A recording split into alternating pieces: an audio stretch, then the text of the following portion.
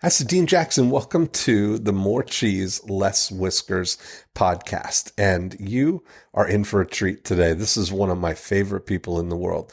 I've been having this specific conversation with Robin Estevez for a number of years now because I'm fascinated by the opportunities in the grocery business. Robin and his family own a chain of 10 grocery stores in the New York, New Jersey area. And he's grown up in the grocery business his entire life and very servant hearted, very interested in treating their neighbors like neighbors. And so we've had some really great conversations about overlaying the 8-profit activators and specifically all the opportunity in the after unit on top of an existing grocery business like this. And so you'll notice we spent the entire hour just talking about the possibilities in the after unit of the grocery business. And all of these things, the metrics that we talked about, the sort of meta approach to looking at the big picture of any after unit, looking how high is high, is all transferable for you. So I think you're going to find this really a fascinating, real conversation about what is possible when you take an advocacy approach to your relationship with your after unit, with the people that know you, like you, and trust you. So enjoy this episode. Robin Estevez. Mr. Dean Jackson. ¿Qué pasa, mi hermano? How are you? I am very excited about this. I had a bright spot on my calendar last week, and then it was taken away from me, and now here we are. Here we are. What's up? It's been a little bit since you and I have connected, but here we are today. I'm very excited. So have you been listening to More Cheese, Less Whiskers? You know all about the format and what we're doing? Yeah, I have. I'm a little rusty on my 8-profit activators and all that, but I think we could have a good conversation anyways. That's so awesome. So I'm so excited actually because I think you're in an amazing business, and I always get excited about all the possibilities for all the evil schemes to hatch. So why don't you kind of set the stage and talk a little bit about your business and maybe what kind of evil schemes you've got in mind for us? Okay. So I guess I should introduce myself. My name is Robin Estevez, and my family and I, we provide a wide selection of great, delicious food and groceries for our neighbors, so they don't have to, so they can lead healthier lives without having to spend their whole paycheck or trade down on the quality they deserve. We run and operate a chain of independent foodtown supermarkets here in the New York and New Jersey area. So we grew up in the business, my brothers and I, starting from the little corner mom and pop store, or as they call it here, a bodega, and have now a chain of supermarkets here in New York. I love it. Serving your neighbors, including Seth Godin. Yeah, he shops at our store regularly. He's a good guy. He's become a friend. And that's awesome. Yeah. So that's one of the things that I wanted to talk to you about. Sure. As you know, through our communications, right, we ramped up and we grew considerably in the last year and a half. Mm-hmm. And there's a lot of consolidation going on in our business, in the grocery business. So there's been also a lot of opportunities for guys like us, independents, to acquire, bigger stores and larger footprints in different types of neighborhoods. Mm-hmm. And I remember my first breakthrough blueprint down in Orlando with you, and going back in my notes, I remember that you mentioned Benjamin Franklin plumbers. Yes, that's right. Benjamin Franklin, the punctual plumber. Yes. So you had mentioned that even before they start servicing an area, they started promoting on drive time radio and doing certain things. And time and temperature. Time and temperature. And they would get the surveys back and cue the people, and people would say, "Wow, these folks are so great." Yet they still had not opened up the area. Right. So amazing, right? It's beautiful. So amazing. They were the top of mind. They were the top of mind plumbers before they even opened up in the marketplace, that's half the battle, So yeah, it was very exciting. So using a little bit of that sort of thing, and some of the other things that we've done in the past. I went out and with my brothers, and we just, we opened up social media pages. We got out there, started talking to people. That store where Seth actually shops in Hastings was one of those locations. The other one was in Jersey, in Old Japan, and we, before we even opened, we had people. We were engaging people. We were having conversations. We were asking what kind of food you would like to see, us carry in the stores, and letting them know who we are. We don't call them customers; we call them neighbors, because like it. Because a customer's a transaction. Get out of the way. Let me get it over with. But if you're a neighbor, I'm happy to see you, and can't wait to see what you've been up to. And neighbors look out for each other. So just the way I'm looking out for them, they're looking out for me. And that has been a great thing for us, because we don't like to be on a highway. We like to be literally inside neighborhoods. And so, that engagement of just Super Bowl just passed, and people are going for the Falcons, people are going for the Patriots, and we have that conversation in the aisles. How could you be going for the Patriots, or you're a Falcon fan, and that kind of thing. Yes, right. Yeah. So having conversations in the aisles. I love it. So what's been the focus now? What kind of things are you working on, and what kind of things can we hatch some evil schemes for?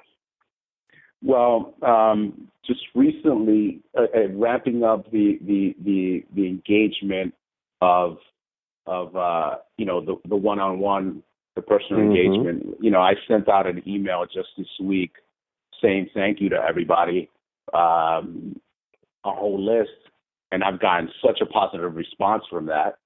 That has been great, and also I'm doing cards as well. Yesterday alone, people have been enjoying the videos that I've been making, which you've pushed me to do as well. I did. I remember. And I'm so glad that I did that. That whole idea of you're a natural at this, right? You're Thank you. The most personable guy. You're not just saying those things about neighbors and saying it because it's the businessy thing. That's your heart. That's really what your whole family is about, and you get that, as soon as you meet you. And I think that allowing people to see that on video and putting a name and a face to their neighborhood grocer, you're the guy. And I think there's something to that, Yeah, so I would like to develop, how could I really, I know that was one of our original discussions, how could I really ramp this up for 2017 and get it, because, we gave away recently 10 TVs and 10 Super Bowl party packs. That was one of our original promotions. And all the corporate company the corporate stores now they followed along and joined on, and so as a corporate entity, we gave away over 100 TVs, and the Super Bowl party pack, and people just go crazy over that sort of thing. Right. Now they got a brand new TV that every time they're watching, they know they got it from Food Town. And just the fun of being in it. And so, imagine that all of their friends that are watching that TV with them. You know where I got that TV? Exactly. Yeah, of course. It's got legs. It's got legs, and with the food included. It's a great thing. So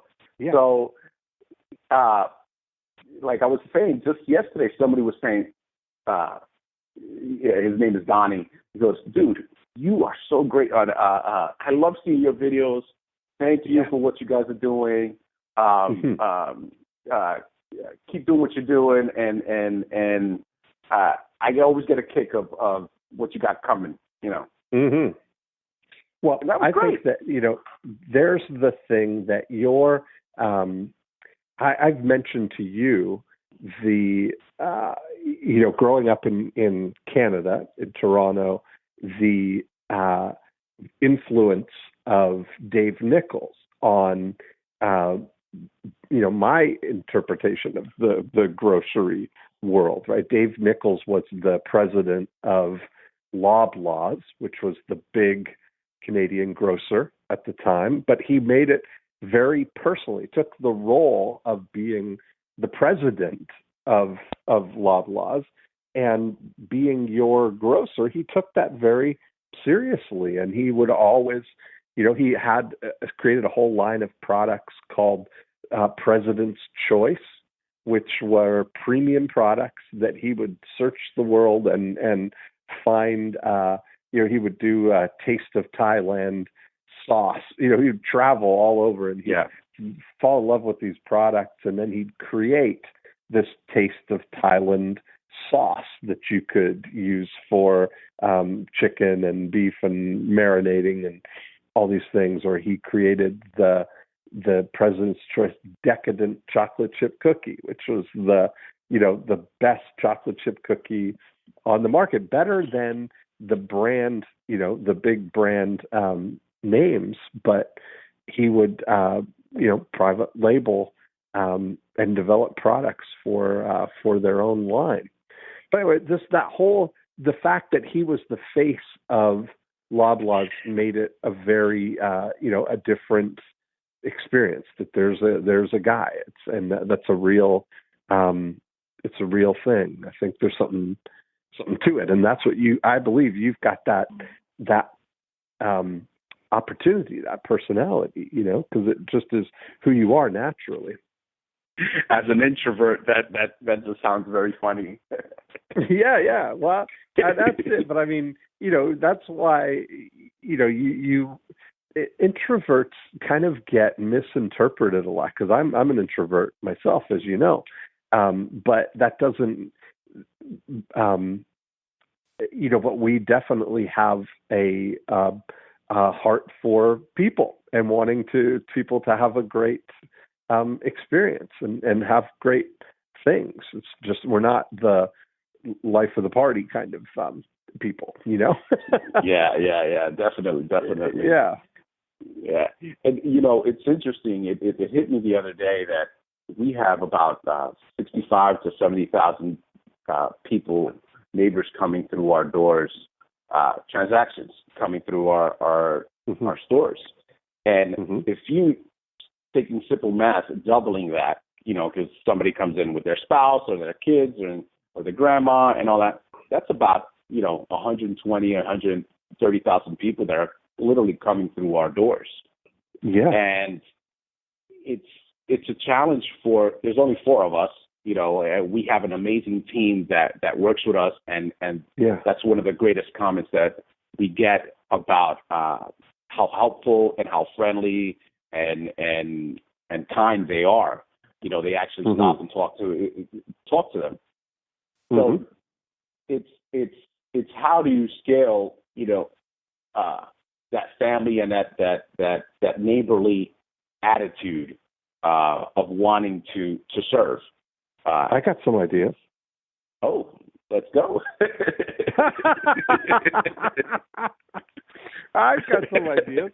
I mean, there's the whole thing of that. It really does come down to and depend on metrics and data.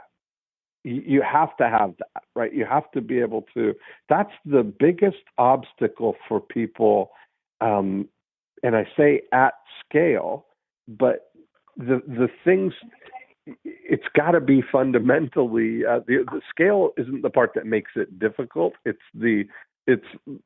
figuring out the algorithm that makes it difficult, and that is the same thing. Whether you figured it out for one store, for one of your units versus what do you call them? By the way, do you call them stores? Do you call them a food town? Yeah, but I mean, when you're internally talking about them, do you say we've got so many stores, or do you call them? No, we usually call we call them stores, or we call them by the street name if we're talking about individually. Individual ones, okay, but you call them stores, okay? Yeah, stores. So you got one store because it's no different to crack the code for one store versus doing it for how many are you guys up to now? 10 or 11 or more? 10 with the outlook of in the next 2 years adding probably another 2 to 3. Yeah. So part of this is that the opportunity is that if you can crack the code for one store, you've cracked the code really for all of them, right? That's where the scaling part comes. Yep. But you still have to, it's like this is, if I live in Hastings on Hudson, that my store is right there in Hastings on Hudson. I'm not going to the one in New Jersey or the one in New York, right? I mean, I'm going just to this one. And so when you look at it, that the number of people, your neighbors that you have there, and I love that languaging, by the way, that your neighbors there are involved with you on that way, right? They're not like shopping, they're not jumping around to different food towns. You're primarily, this is my food town, right? That's true. Mm-hmm. So when you look at it, it's like you've got the opportunity to really kind of break things down on a store level, right? I look for always the micros, the single target markets, and look at your whole organization as on a macro level, right, where you've got all the 10 stores. So when you look at that, if we break it down to Hastings, and you say we've got 5,000 people, 5,000 neighbors who are on record here with that store, that's really where that's what the value is. Now I know you guys have a CRM type of you've got an ability to keep all of that data, and I'm going from memory about is that about what it is, about 5,000 in a in Hastings we're about 9,200. Okay, that's one of your bigger ones, right? Yeah. Yeah, about 9,200 active club card members.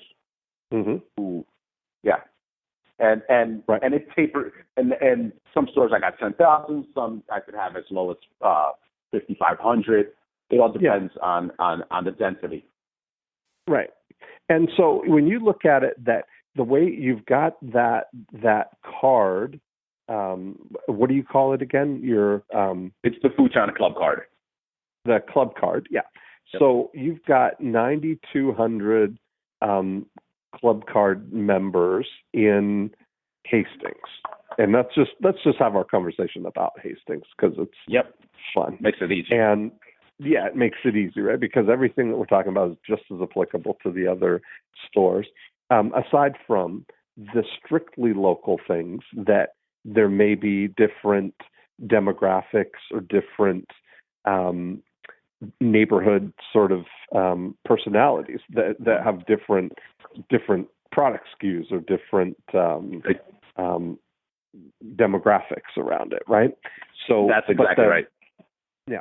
And that's part of the great thing about being an independent like that is you can program the stores to meet the needs very specifically of the neighbors, right? That's exactly what one of our advantages are. Mm-hmm. So when we look at this now, the thing that having a context like breakthrough DNA, like the 8 profit activators, gives you is a context to set and overlay your metrics on. And so we've had lots of conversations about the idea of those 9,200 neighbors who have the club card are your after unit. Those are people who have come into the store, who have shopped and decided to join your club card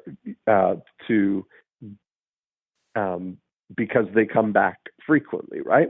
Now, what you have with that is you collect all the data for everything that they do, right? When they buy, every purchase that they make is recorded, and you've got access to that data. It's just about what are the algorithms that we're going to use to extract that data and turn the data into information, right? Into something that's usable here, something that's trackable, and what's a metric that we can look at and affect.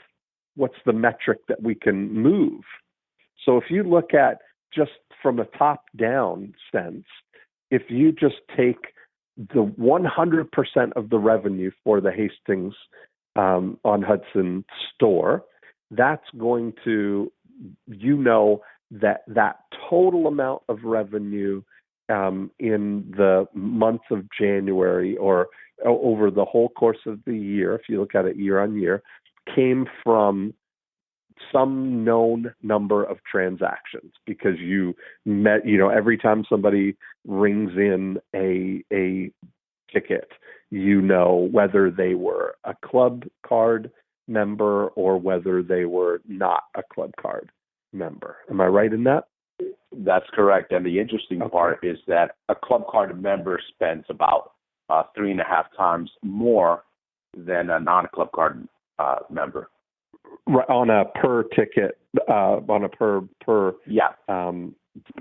trip basis, right? Okay, that's correct. And so that's interesting. So sometimes people come in and if they're just coming in and they're not a club card member, they're picking up on average 30% of what somebody who's a club card member is doing each time they come into the store.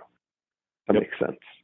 Okay, and what percentage would you say of the total transactions, the total tickets? You keep coming back to that word, but I don't know if you have another language for it. But checkouts, basket. There you go. Yeah, perfect. Yeah. That's good, and that's good to have that kind of language, right? That we're all looking at the same thing. So the number of baskets on a annual basis of 100% of the annual baskets, what percentage of the baskets are club members?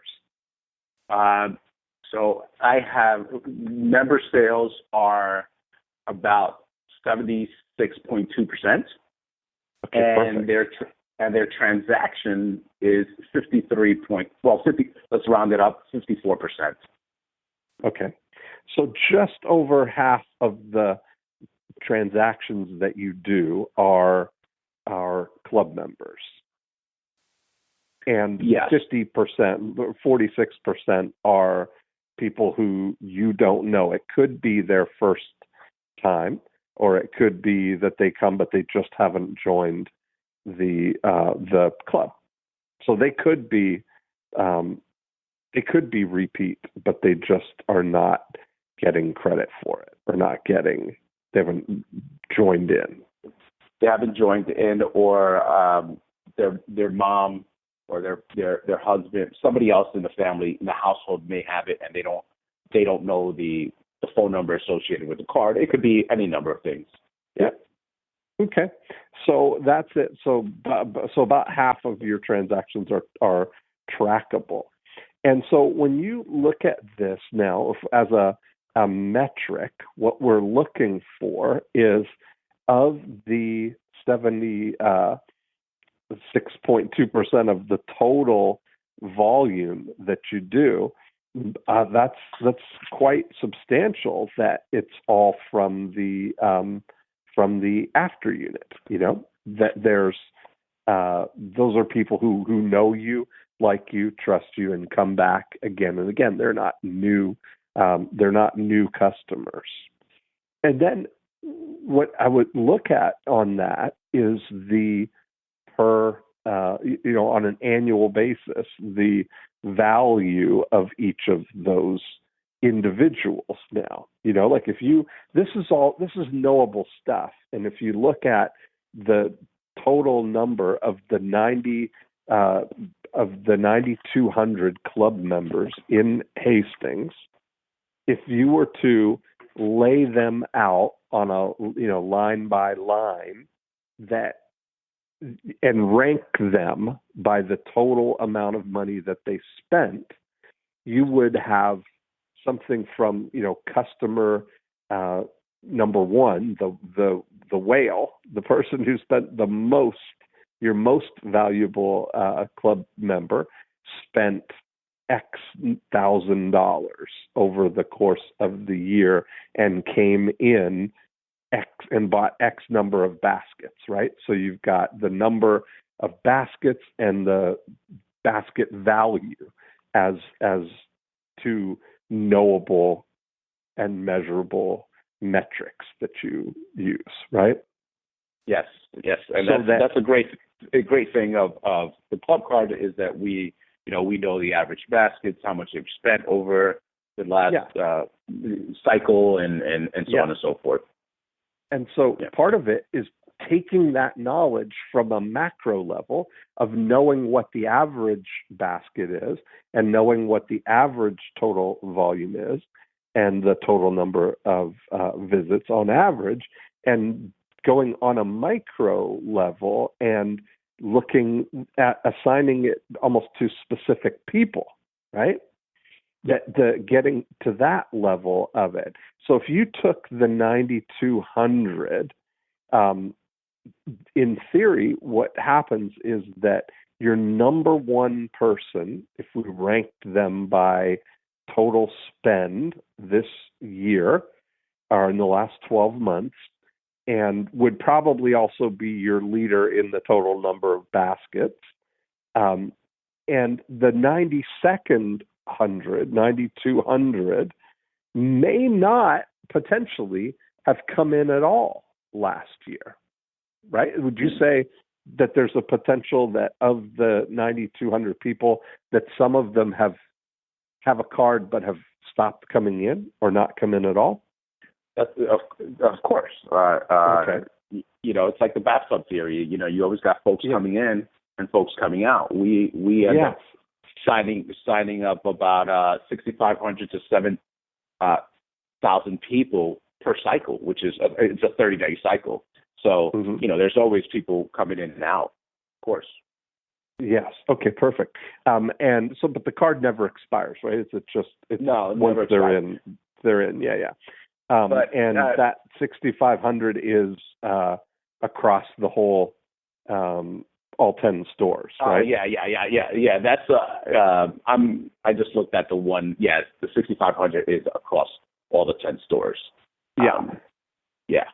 Okay. But the top shoppers, I'm looking at a report for my top 100 shoppers, and we're discussing Hastings. So they're doing about 23% of that volume of the sales.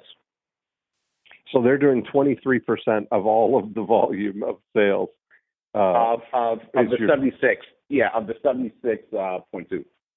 Yeah. Of all of your club member purchases, they're doing 23% of it, the top 100. Yeah. Which is about 10%. And if you took it to if we took, let's see if the 80/20 flows here, that if you took the top, 1,800 of the 9,200, what would that be? I wonder, that would be an interesting exercise to see how the 80/20 rule holds up. That I will get back to you. I will get back to you on that one because that's an assignment for me and a curiosity, an itch to scratch. Yeah, I mean it is, right? Like if the top 100, which is literally it's less than 1%, right? I mean the 1% are doing 23% of all of the after unit business, right? It's interesting. 100 out of if we say if 9,200 is 1%, would be 92. The top 92 people are doing probably 20% of the business. That's very fascinating. So it'd be an interesting thing to look at how what the bell curve of that looks like. The distribution of the total volume. If you've got 9,200 people, and on one pole is your, on the high end pole is, can you see what the number one person, what their spend was? Yeah. In that report that you're looking at? Yes. Let's see. I'm scrolling up. About 5K, 55K. 5,500. Yep. So $5,500 for your number one person, and then on the other pole would be 0 for the person who didn't come in. What would be interesting to know is how many of the 9,200 actually had purchases in the last 12 months. That would give you a good indicative number. But the rest of them are going to distribute probably like a bell curve. That there's going to be, the median is going to be somewhere around some number between 0 and 5,500. And it's probably not going to be 2,000. It's probably not the average, but it'll be interesting to see how that gets distributed, right? And maybe set that into quartiles or quintiles to be able to see where those people are, or figure out if anybody is, if a cashier has repeatedly used a club card and it's not been signing up folks, and I may be even missing out on that. You know what I mean? It could be, absolutely. It could also be. So it's finding out this. It's making you ask different questions. Okay, so who is this person, and really getting to know that person by name. Yes, that's exactly right. And it shows you, wow, like that's pretty fascinating. I'm actually pretty in wonder here. It's in awe that 1% of your customers or your neighbors are doing 20% of the sales. That's really fascinating and exciting.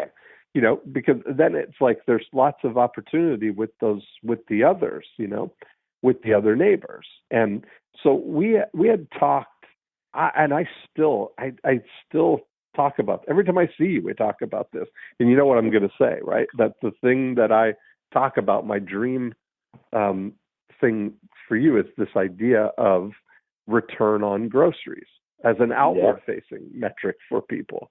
That it's like one of the questions that I asked you when we had done some consulting together, one of the questions that I asked you was, what's the best thing that you could do for somebody, right? Like if I gave you 100% control of my grocery spend, what's the best thing that you could do for me, right? Like you would spend that money better and get me more value out of that spend by staggering or knowing when things are on sale, knowing when to buy certain things, when to stock up on certain things. And that thinking, I based that on a quote that I had heard from Warren Buffett, that somebody was at the annual meeting with Warren Buffett, and he's always he's very accommodating to everybody, right? Somebody had said they had their first time at the meeting, and they just had one share of one B share of Berkshire Hathaway to be able to be eligible to be at the thing. And he commented, well, that's okay. Between you and me, we're majority stakeholders, right? Which was so comforting and accommodating, right? But the question that they asked was, where is the best place to invest $1,000?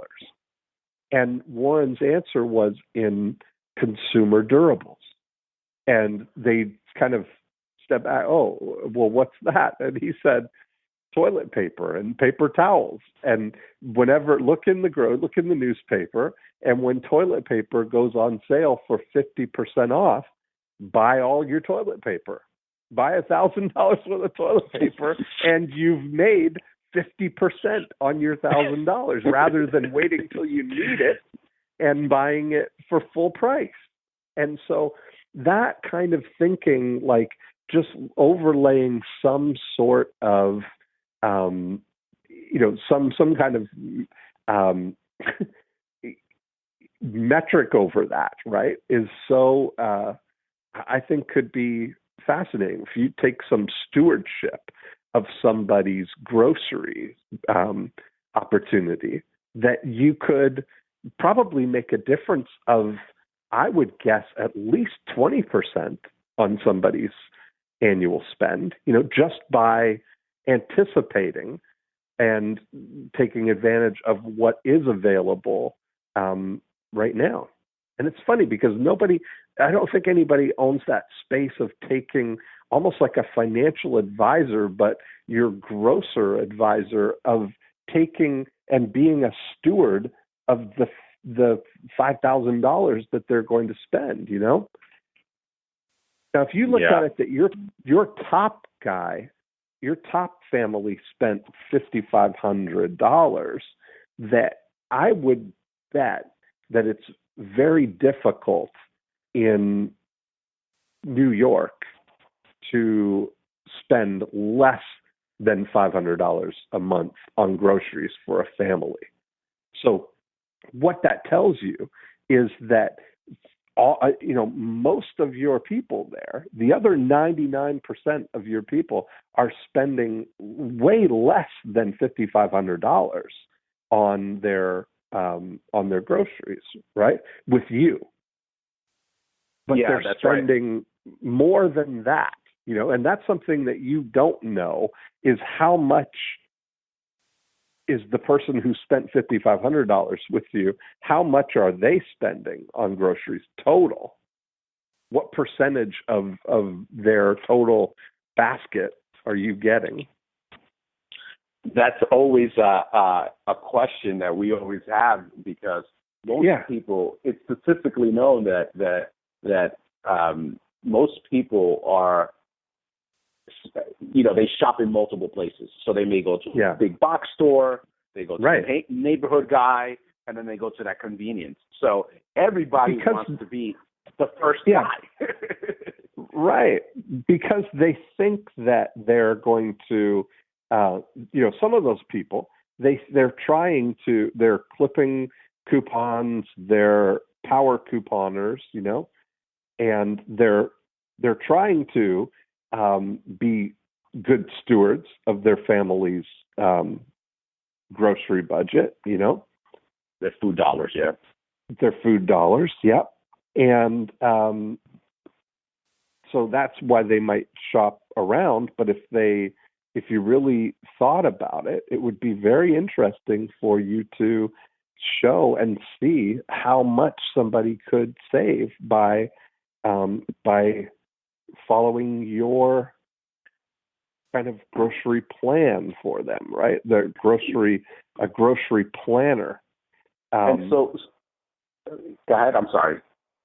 Almost like a financial advisor, because when you think about it, for most families, a good portion of their monthly budget that they're spending is food.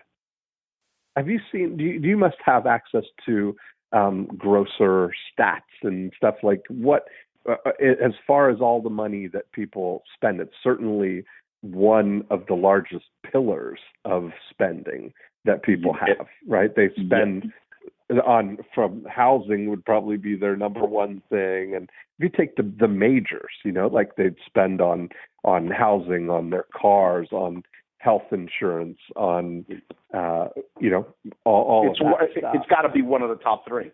Yeah, absolutely. Yeah. So, when you think about it, I don't know of anybody taking that serious a position of it to position themselves as a grocery advisor. That's kind of I think a fascinating thing that you could exploit as and I mean exploit for them as a savings of creating money for them. I like to see, I like the word maximize. How do I maximize your food dollars?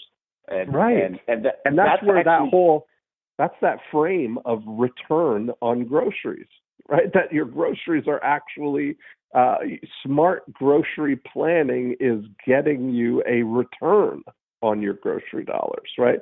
Rather than just spending them. I like that. Yeah. And I think that philosophy, of thinking that way, that there's probably people in your store, some of those 9,200 would fully embrace that idea of wanting to be, completely the good stewards of their grocery budget,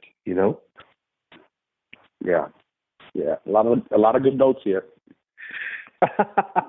There's a lot of fun in that as well, because we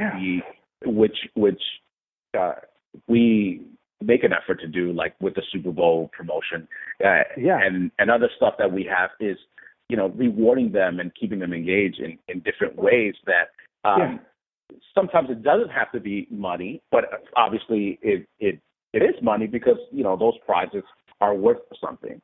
Right. And you can really maximize your dollars if you pick a place, get familiar with those folks, and loyal, and you'll see that you'll get a higher return for being loyal to your neighborhood guy than bouncing around from corporate shop to corporate shop. Yeah. And that's kind of a fascinating thing, like imagine what grocer is having a local podcast for the savvy shoppers in their neighborhood. Actually, I know of one, a mutual friend of ours. He's come out with a podcast. Our bundle buddy? Yeah. Okay, yeah. I'm not sure how. So he's doing great with it. I mean, it's kind of a fascinating thing that when you think about tying in a podcast with an app that is right on their phone kind of thing, there's lots of taking this, the future of groceries. If you look at the, where it's going, I just was live streamed Peter Diamandis's Abundance 360. So his conference that he does every year in January to share all the things that are coming and shaping the future, and one of the most fascinating things is this idea of looking about the things that are coming that are shaping and changing the way that we approach any category. Groceries would be no different. And looking at adopting the technologies that you can for that. But it's also equally comforting to think and build on a foundation of what's not going to change in the next 25 years. What's not going to change that is going to remain the same. And that's based on a Jeff Bezos quote that people ask Jeff Bezos, like he has his finger on the pulse of the future, what's going to change in the next 10 years? And he said, I don't really know. He said, some of the technologies that we're using now, I couldn't have even imagined 10 years ago. But he said, nobody ever asks me what's not going to change in the next 25 years, because that's what we're building the company around. He said, I know that 25 years from now or 10 years from now, people are going to want as wide a selection of products as they can get. They're going to want to get them at the lowest price they can get them, and they're going to want them as fast as they can. And so every technology that they adopt is only in service and support of those three things that are not going to change. So, it's kind of like that balancing the, all the technology and advancements based on but hitching it to the one thing that you can depend on, 25 years from now, people are still going to need to eat. It's just how they're going to. I think that's exactly right. Yeah. And I think if you look at, if you were to say, looking forward, is what evidence do you have in 2017 here of the future of where groceries are going, of what are the things that are currently affecting or disrupting or demonetizing or doing all of the are having an impact on the grocery business right now. And I think if you look at on a trend wise, it's certainly trending towards organics and being aware of what's in the food that we're actually buying, right? I think that's certainly a growing area. Yep. And certainly when you look at things like Blue Apron or other meal delivery type of services where they have all the ingredients already portioned out and delivered right to you, for you to just prepare the things. That's certainly a trend that between Plated and Blue Apron and even the niche sort of meal prep things like the Pete's Paleo meals or other things like that. That's certainly something that has taken on some legs. And then things like home delivery of things, like bundles. Really like this whole idea from Amazon of ordering up all of your durables and all that stuff. Why am I going to lug things like paper towels and toilet paper and water in my car when I can have my Alexa app order them up, And by the way, if there's a way, and I'm looking into it now, but there's something that is, I think, going to be big on trend. Have you got an Amazon Echo, by the way? I do not. I have not jumped on that yet. It's so cool. It's fascinating. But there's a thing now called Alexa Skills, where you can say, "Hey Alexa, order me a pizza," where you can teach it that means put in this order at this restaurant for the thing. So if you're getting in alignment with the Alexa Skills, imagine if somebody could say, "Hey, put this on my Food Town list," or whatever.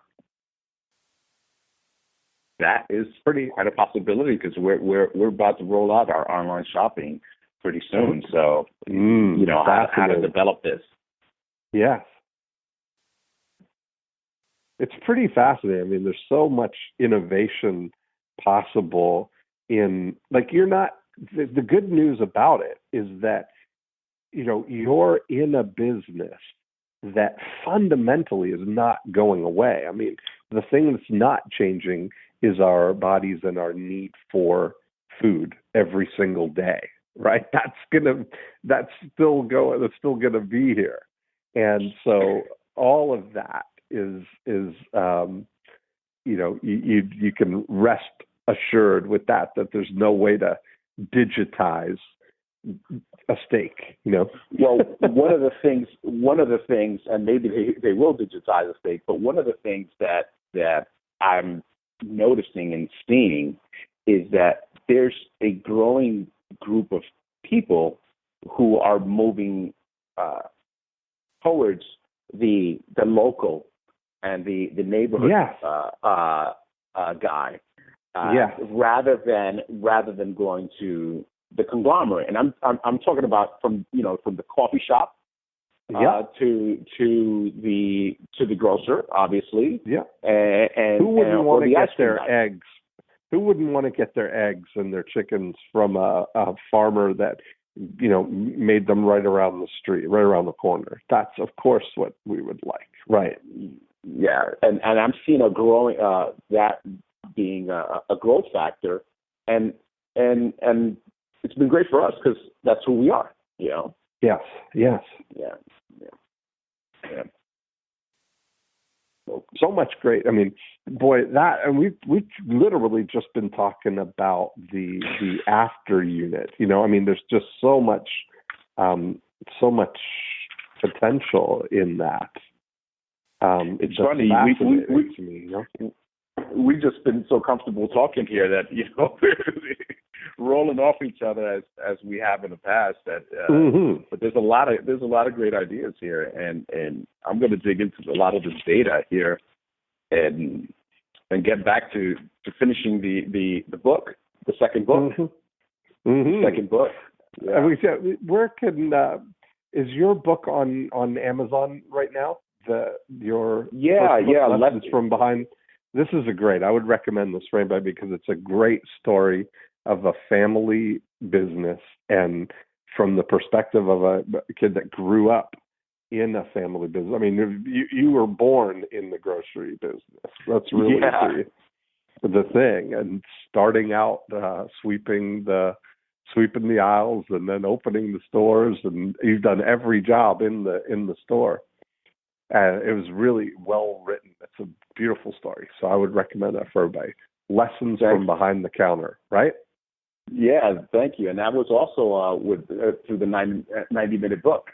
Yeah. So it was easy to do. The easy button, my easy button. The easy button, exactly. Yeah.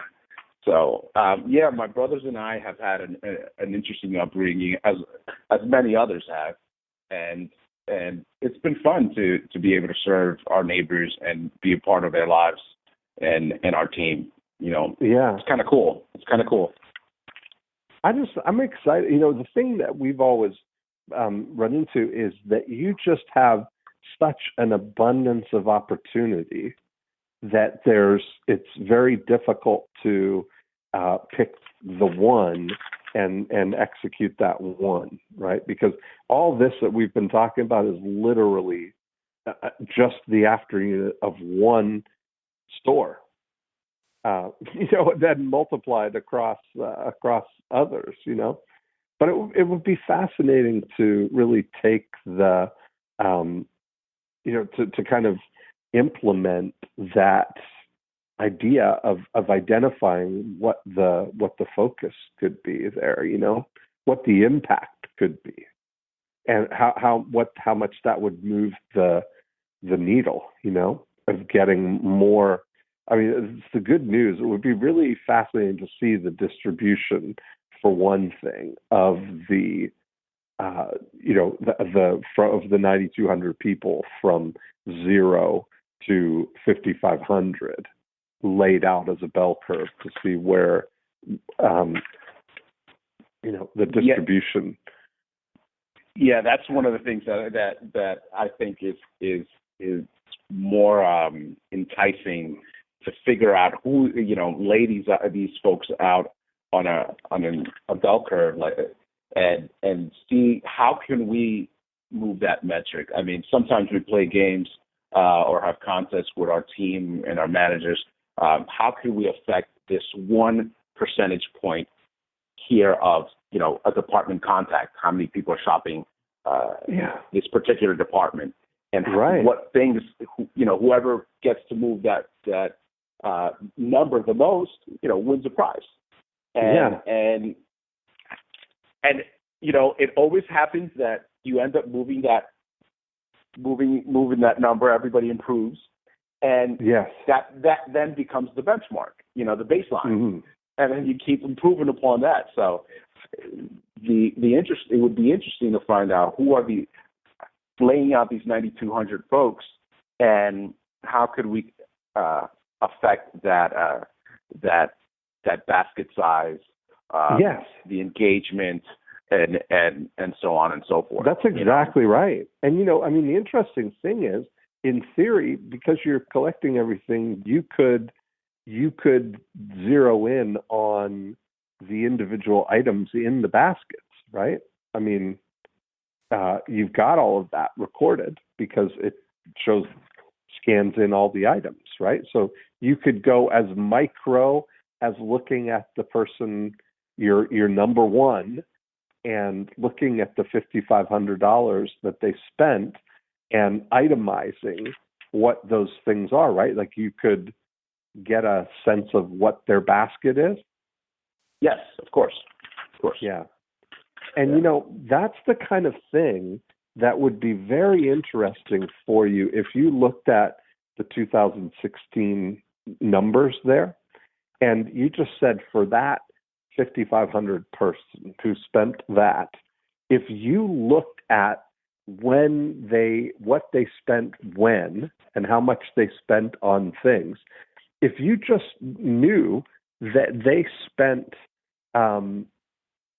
X number of dollars on toilet paper and paper towels and whatever you would classify as durables, things that you could have bought all at once and not have them go bad, that what would be the optimal time for them to have bought those things, it would be very interesting what kind of an impact could you have had on that person that spent the $5,500, Yeah. And that's kind of that level of granularity is really what's going to give you the innovation, the opportunity to think that through, you have really great like insight into your the top 1% of the 1%, which is your number one, right? That's really it. And if you took slices of that, I just think like that, because I always look at the optimal, I've really trained myself to look and always start with how high is high, as my starting point, to really just to set a context for it. Like, how high is high? You've already got 9,200 people right now, but and if you take the top 1% of them, if we took the top 92, how much of a gap would there be between the 5,500 and what number 92 is spending? Is it that they're close to that 5,500 too, or is that 5,500 an outlier? Well, that's exactly my thinking. Is that an outlier, or how far is it, or what are the clusters? Mm-hmm. That's exactly why seeing that distribution of it would give you a fascinating, like a graphical distribution from 0 to 5,500. How many people spent at each $100 along that way? Where does the information come from? Yeah. This is a lot of fun. This is going to be a lot of fun breaking this down, because it's as you said, the data is there. Just go sift through it. Yeah. Well, that's whenever you're ready, I'm ready to help you with that. I would love to work with you on that, because it's been in my mind this whole time. I see it, and I see what the impact of what you could do. All right, I'm going to hold you to it. No, I'm gonna prep something out and think this through. We would be, I think, fairly starting with those 9,200 folks, starting with those folks, and just laying them out and seeing what this looks like will give us a huge insight. Absolutely. On the how many visits they've had, what's the dollar spread, what's the spread, what are the clusters? My mind is racing right now. That's all the important stuff. That's all the things that just getting enough that you've got the edges. Like, that's where I talk about I look at this as, let's set up the corners of the context. Like the macro numbers, we've got 9,200, and we've got them ranked by their spend, and we see a distribution of what they do, and then we can pick granularly little like samples from every point along that, to maybe at each 10% to say, let's granularly look at how often these people come, maybe get that graphical kind of representation of what the total basket looks like over the course of the year, And with that will come some ability to recommend to people what to buy and when, Yeah. So starting off, I could start off with a month. Previous cycle, just a 30-day cycle, see what it is, or 3 months, and go by that. Yeah. I think it's pretty. I think it's pretty fascinating. It's all movable. I think that's really the thing. If somebody is hopping around, like if you look at somebody who's spending $2,000, for sure that's nowhere near their total thing. And they may have, it may be even doing some conversations with those people to see what's their grocery philosophy, what's their approach. Like, it's almost like you think about that idea of that most people are underrepresented in the just maybe one of the biggest expenses that they have on their budget, and they don't get any advice. Nobody's taking an advisory role in that. Yeah, and it's, for a lot of people, it's something that they dread of going to the grocery store. So that's why the neighborly feel and the fun is an important part. Obviously, you got to provide a great service and a competitive price, but how do you make it enjoyable, from the music that they listen to in the store to the shopping experience? I mean, agreed. And those little things. If I met you, Dean, in the store and had just a 2-minute conversation with you, about the game or whatever, you would automatically be, say, wow, every time you see me, you already know that I'm a Yankee fan and you're a Mets fan, and now we got a little thing going on here. Right. So knowing that, putting these people out on this bell curve and knowing what they are and getting to see and who they are and putting a face to the name would be very powerful. Very powerful. Well, I'll come up there and we'll go dark chocolate shopping with Seth in your dark chocolate department. Yeah. He's a great dude. Do you know him personally?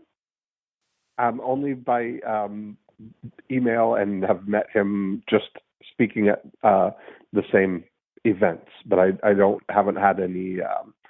We're not friends. I love him. I think he's great, but we've just exchanged emails, and I sent him a graphic that was in All Marketers Are Liars, and so we've had some email exchanges. Yeah, he's a cool dude. A great thing was my daughter and I, we went to see him in New York City, and he's read some of her stuff. She's got a blog, and it's been, it's cool. He's a good guy. I mean, I'm not going to say we're best of friends, but he kids around a lot with my brother Billy, and at the store. I know that he would love. I know he would love this idea of return on groceries and taking an advisory position for somebody. I think I know him well enough to know that he would love that as an approach. Well, again, you're putting me out there. So three asks. I guess I gotta get to it. That's it. All right. Well, I can't believe this hour went so fast, but it's every time I talk about it, I get excited. So there's something to it. We've been talking about it for 4 or 5 years now. Yeah. But that's what happens when you're having fun with friends. Amen. Time flies. Amen. All right. I know you got to go. So have a good one. And okay, man. Thank you so much. I think people are going to really enjoy this because it's something everybody's involved in groceries and nobody's having that kind of a conversation with them. So it's exciting. Well, I thank you for having me on, and keep doing what you're doing, Dean. Okay, thanks, man. Bye. Bye-bye. And there we have it. I really enjoyed that conversation. I love talking with Robin. I love his enthusiasm. And, one of the things that any business that's a going concern, any business that's been in business, has a repeat clientele, is really this after unit. And it's a pleasure to get to spend that much time talking about specifically the after unit and seeing where the opportunity is. I think that the greatest thing that you can bring to your business is to know where the opportunities are, where your strengths are, and overlaying your approach to the 8 profit activators on top of your existing business. And the best way to do that, the best way to get see how it applies to you, is to do your profit activator score.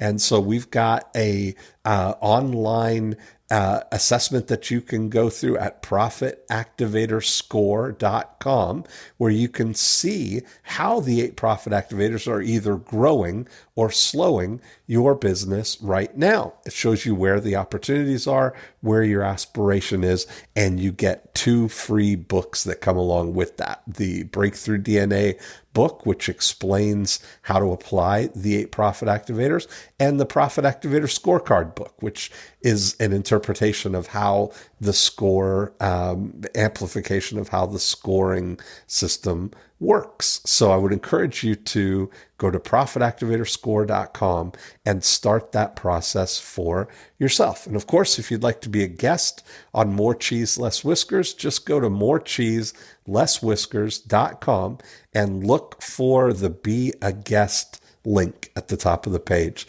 And I'd be happy to hatch some evil schemes with you. Have a great week.